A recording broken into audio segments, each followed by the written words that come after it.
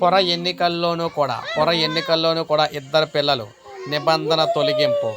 ఇద్దరి కంటే ఎక్కువ పిల్లలు ఉంటే పట్టణ స్థానిక సంస్థల ఎన్నికల్లో పోటీకి అనర్హులన్న నిబంధనను తొలగిస్తూ ప్రభుత్వం ఉత్తర్వులు జారీ చేసింది. 2024 డిసెంబర్ 19 నుంచి ఈ నిర్ణయం అమల్లోకి అయితే వస్తున్నట్లు పేర్కొంది.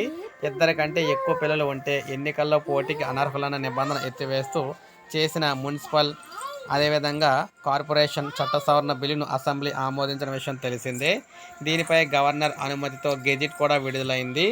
చట్ట సవరణ అమలు ఉత్తర్వులను పురపాలక పట్టణాభివృద్ధి శాఖ జారీ చేసింది. పంచాయతీ ఎన్నికల్లోనూ కూడా ఇదే నిబంధన తొలగిస్తూ ప్రభుత్వం ఇటీవల ఉత్తర్వులు చేసింది. ఇప్పుడు పంచాయతీ ఎన్నికలతో పాటు పురపాలికలు అదేవిధంగా నగరపాలికల్లో కూడా ఎన్నికలకు సంబంధించి సో ఈ ఇద్దరు ఎవరు వారసులు అనేది సో వారిని అయితే మినహాయింపు అయితే ఇవ్వడం అయితే జరిగిందనమాట. అంటే నిబంధన తొలగించడం అయితే జరిగింది. ఎంతమంది పిల్లలు ఉన్నా పర్వాలేదు పోటీ చేయడానికి. సో ఇది మనకు అప్డేట్. ఒక లైక్ చేయండి, సబ్స్క్రైబ్ చేసుకోండి, మన ఛానల్ సబ్స్క్రైబ్ చేసుకొని ఫాలో అవుతానండి.